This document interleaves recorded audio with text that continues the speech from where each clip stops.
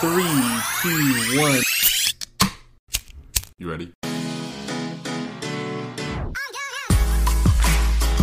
Listening to the Real Pineapple Podcast Network.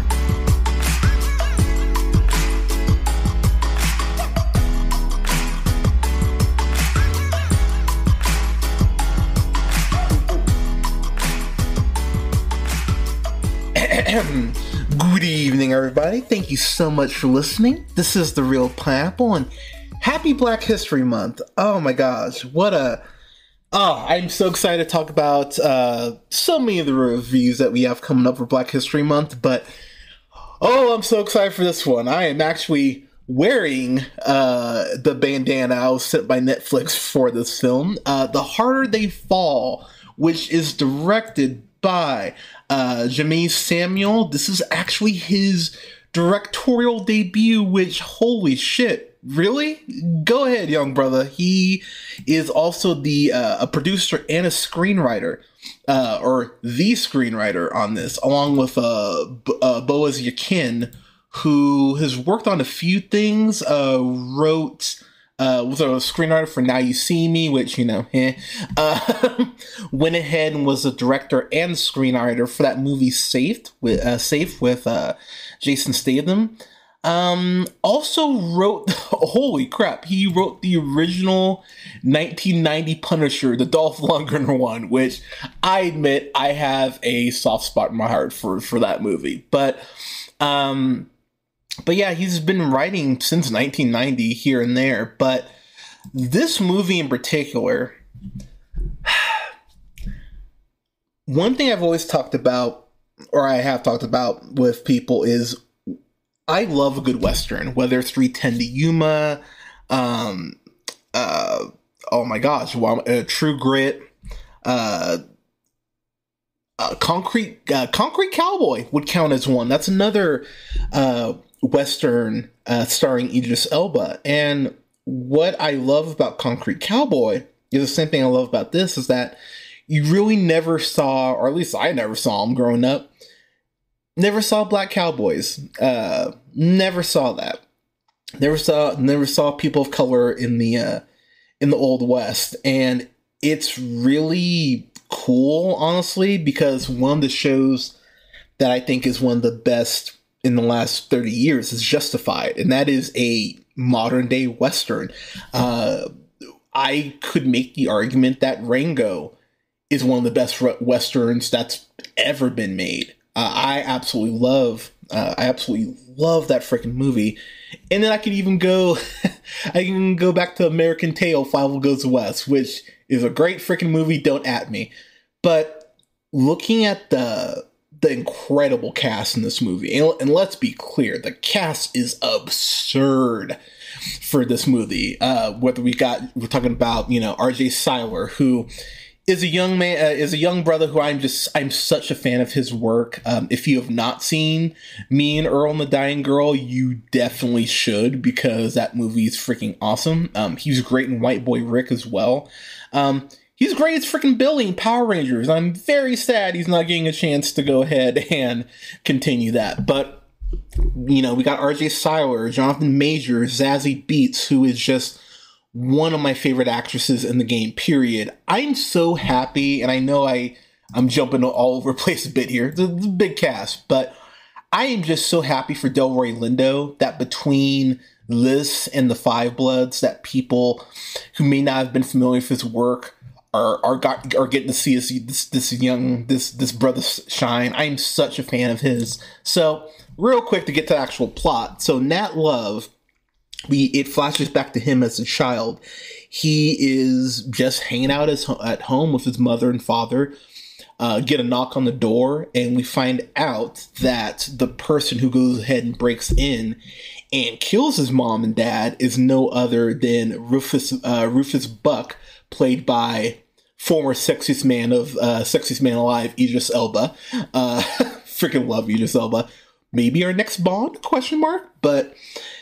But Buck goes ahead, pulls a Kill Bill, essentially kills his parents, and then goes ahead and cuts this cross on Nat's forehead, which is fucking brutal, by the way that they actually show it. And so Nat Love, it's all about getting revenge. And what I love about this movie is that Nat Love has a group of people around him. And Nat early on has accepted the fact that even if I kill Rufus Buck, there's a very good chance that I'm not walking out of this alive. So he's accepted the fact that, this is one way in, no coming out. But he has this crew with him, of which he's got a bit of a complicated relationship. Zazie Beetz plays Stagecoach Mary, which I fucking love that name. She goes ahead and she really is an independent woman, which I horribly appreciate about this movie, but she has some history with Nat, which we go ahead and get into. But the thing about this movie in particular that I really enjoy is that it is very much just two teams of, or two gangs, two crews, as it were, of people looking to go ahead and just kind of take out the other. Sometimes it's just that simple. I always love seeing Edie Gaffigi in something. He plays Pickett. You of course know him from the Twilight films because he played Laurent, but you know him as Darwin from X-Men First Class. Fuck the way he was handled in that at the end, but you've seen him in not just The Harder They Fall, but in First Class, Gone Baby Gone. He's an incredible actor. Whenever he popped up in something, I'm always like, hell yeah, let's go. And the thing about this movie is that the vast array of characters. Lakeith Stanfield's Cherokee Bill is personally one of my favorite characters because he's very much kind of old school in the way that he goes, look, I am not a violent person. I'm somewhat paraphrasing, but I am not a violent person. But you are surrounded by very violent people right now. That's such a Western line that I fucking love. And something about the time period that the movie does take into account. There are a lot of white people talking shit. It's like a lot of white people who are just talking shit and being assholes. And the movie doesn't let anyone slide in that aspect, which is something I was like, thank God you are going ahead and actually laying that out.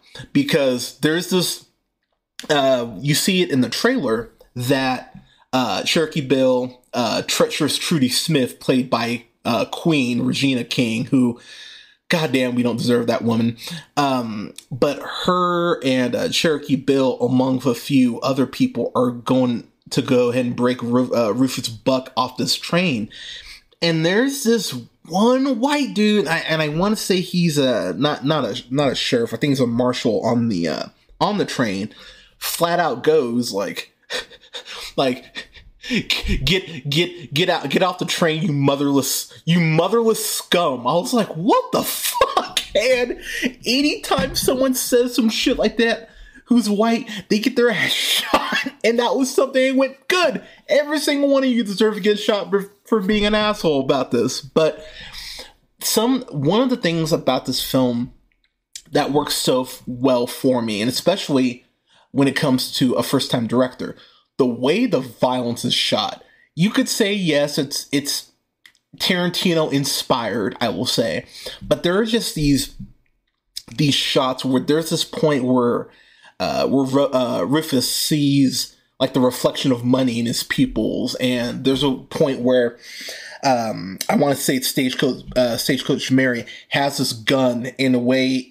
The angle goes from the bottom of the barrel, and when she tilts the gun up, the camera actually tilts up with it. Like there are just these little camera tricks that Samuel goes ahead and plays. I went, okay, I really appreciate that. One of the scenes in particular, the one I just mentioned with treacherous Trudy and Cherokee Bill trying to break Rufus off this train. There's this point where Cherokee's talking to the men who are in the room with Rufus, with Rufus, and goes, he tells them like, look, y'all, like, I don't want to shoot up everyone on this train. I don't want to shoot up all these white people. So, go ahead and just let them go and we'll be good. And it does a split screen while he's talking to the guy who's helping keep guard over him.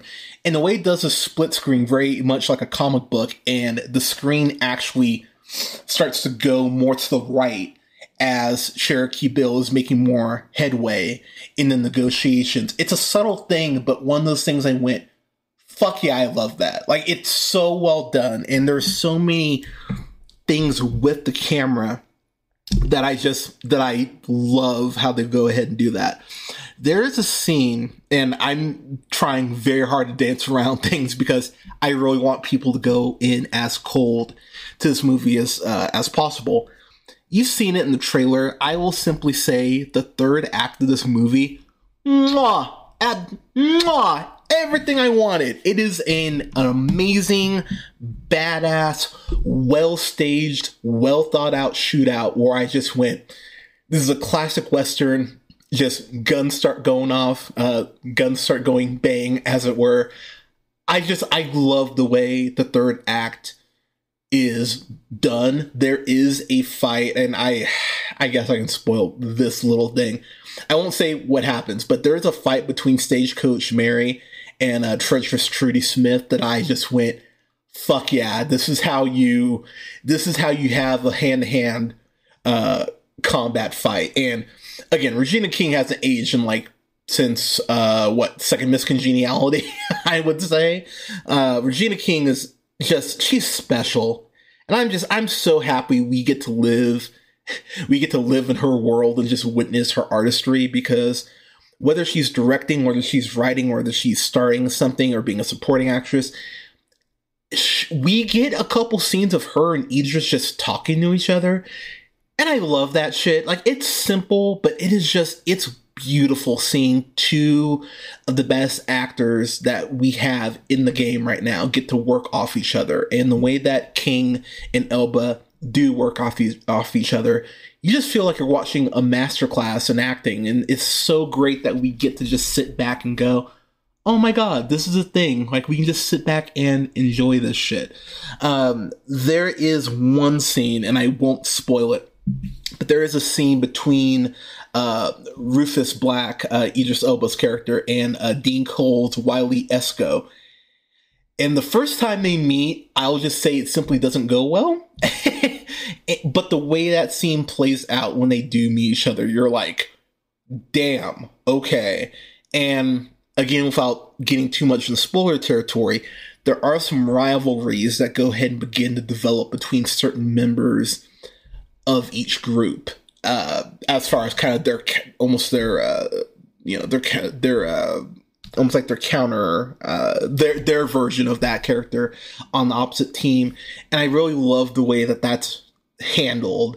And so when you do get to that third act, it really does have weight as far as, okay, who's actually going to make it out of this? Who's going to die? Who's going to take, this person out potentially, as a part of the other team. And when you get to those moments, there is one death in here, and I will not spoil it, that genuinely broke my heart. I was like, oh, you motherfucker. And you'll know it when you get to it, because it is one of those, oh, no, sort of moments. But it ripped my heart out in the best way. And it's just, there's so much about this movie that, again, I would normally get into because, we typically go all spoilers, but this is one of those films that you really need to go in as cold as possible. Just know, I actually went back and watched the full trailer for this. The trailer gives you just enough. You don't need to know anything else than that. Just go in as cold as possible. Just know you're going to have a lot of fun with this. There is something that they kind of pull in the third act as far as an explanation of something that I just went, I didn't need that. And I think you'll know it when you hear it. It may not bother some people. For me, I was just like, okay. Like, you don't need this here. I get why you put it here, but I don't think you needed it, personally. But again, that's just a personal preference, as, most reviews are. But it's still a movie that I just sat back and went, the score is absolutely perfect. The soundtrack is well worth your time, whether it's the song Black Woman that plays, that's got I'm gonna butcher your name, Fatoumata Diawara, and of course Miss Lauryn Hill. The way they work together on that song. The song Guns Go Bang, that's Kid Cudi and Jay-Z. That is a badass fucking song. The soundtrack just all around works so freaking well. And I will say, white people don't use the word nincompoop. That's a word you don't want to use, and the movie will tell you why. But this is a movie, when I got to the end of it, I actually had to pause it at multiple points to grab some more water or take a hit or whatever and just go, yeah! Like, I cheered so loud at something, I woke Mr. Katzen up and he went running away from me. He actually was freaked out. But I love this movie. This is one of those movies that I'm gonna be rewatching definitely every Black History Month. But this is something I'll just put on just because why not?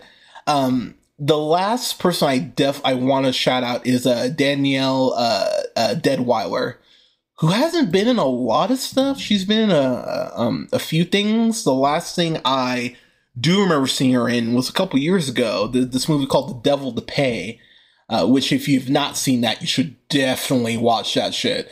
But this is one of those movies I sat back and went, damn, I'm proud to be Black. And it's so great to see an all-Black cast in a Western like this.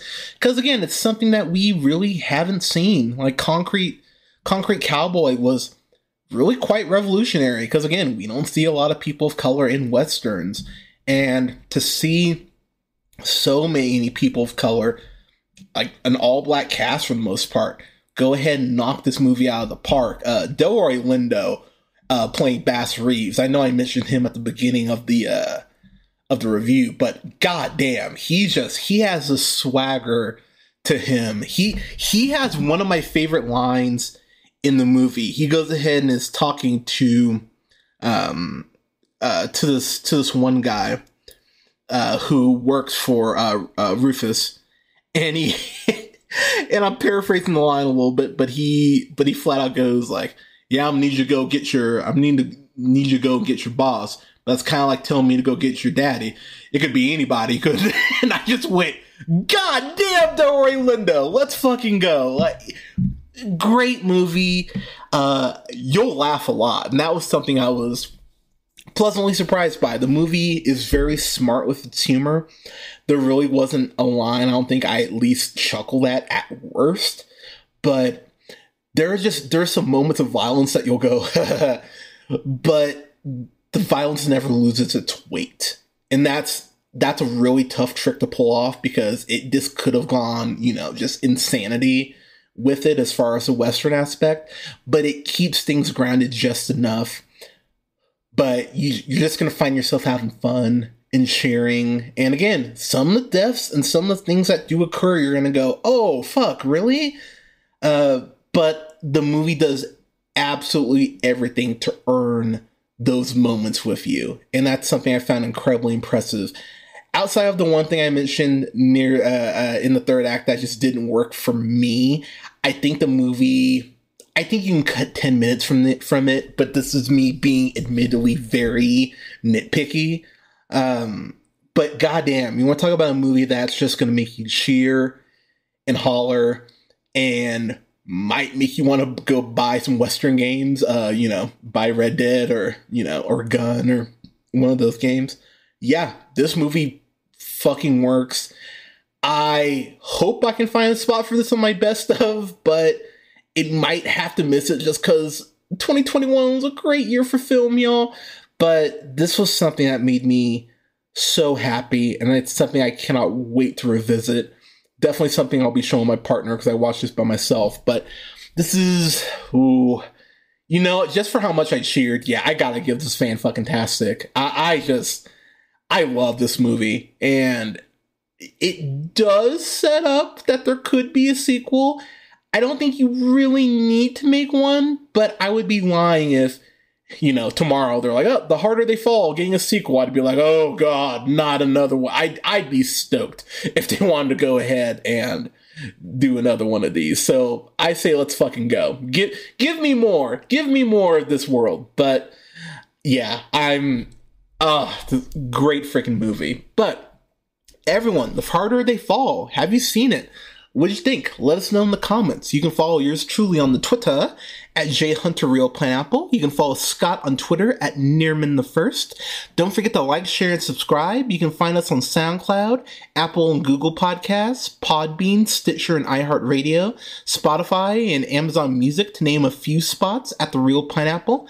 You can find me on Twitch at twitch.tv/jhunterrealpineapple. And you can like both of our pages on Facebook at The Real Pineapple. That's REEL Pineapple. There we go.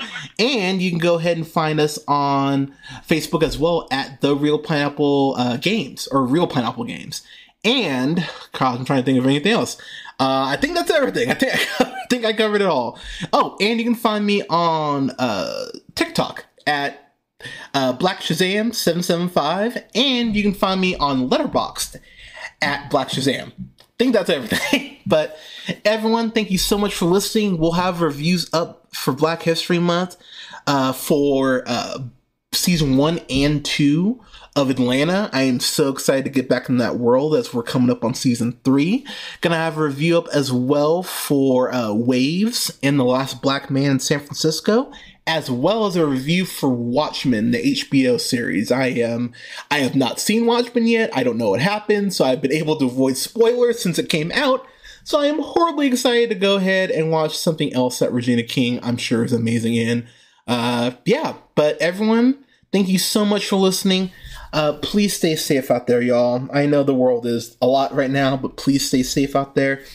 Get your COVID shot if you haven't yet. Get your booster if you haven't gotten it yet. Don't forget to wear a mask. Stay safe out there. Take care of each other. And again, thank you for your support, and we will talk to you soon.